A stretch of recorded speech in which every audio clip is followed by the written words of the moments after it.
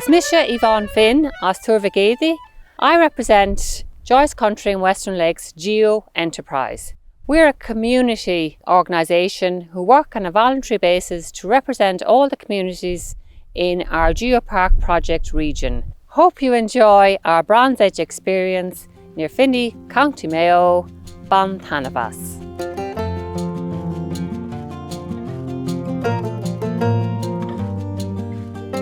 Do you see the small mound out in the boggy ground?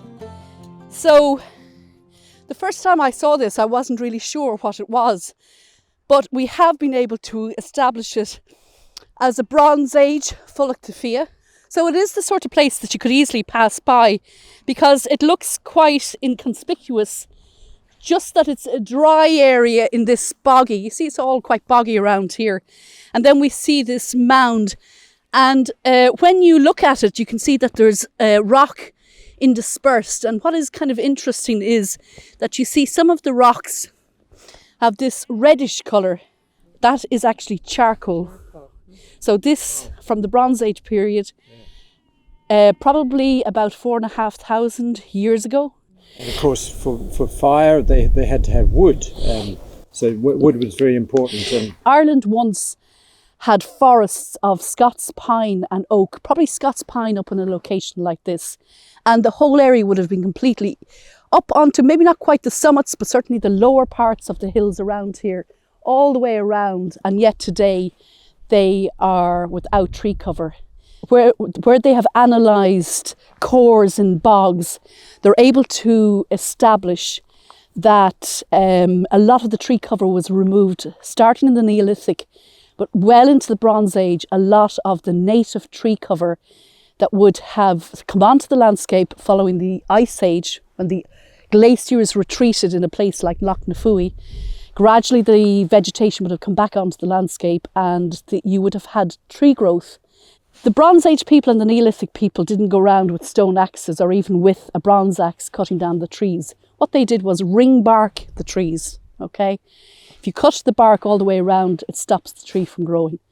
And then in a few years' time, the tree would have fallen down naturally and it opens up more places for cultivation and to graze their animals. That's what they were trying to do.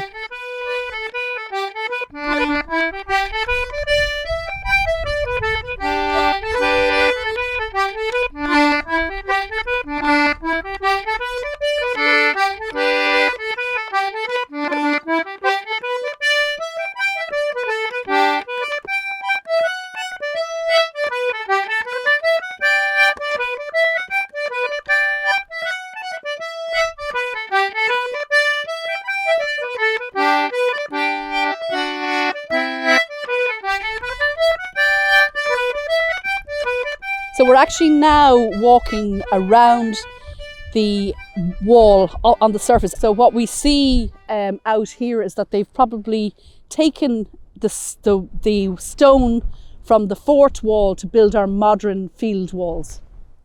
These rocks that are around here are part of the Lough Nafooey volcanic group of rocks. People were always out on the landscape looking for rocks that were useful. And what might have attracted them to this rock, well, first of all, its colour, it's quite distinctive. They may have thought it was copper, but this is not copper. This is associated with the volcanic rocks, where as the lava was cooling, and remember it's in under the ocean, so it's cold water. There were a lot of minerals in that process, which when the lava solidified, there was a lot of mineralization all around the rock itself. And so we call these cherts. Sometimes when they're a particular colour, like red, we call them jasper.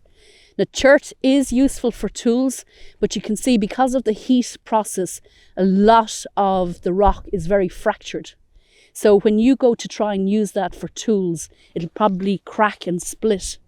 But I'm sure they were looking for pieces of rock that were useful to make tools from.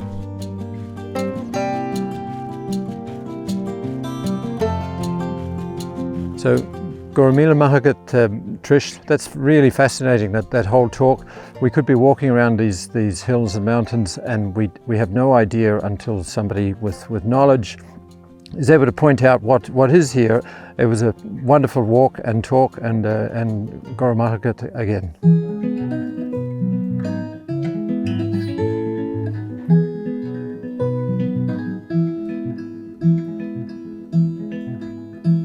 Well, it ain't no use to sit and wonder why, babe, if'n you don't know by now.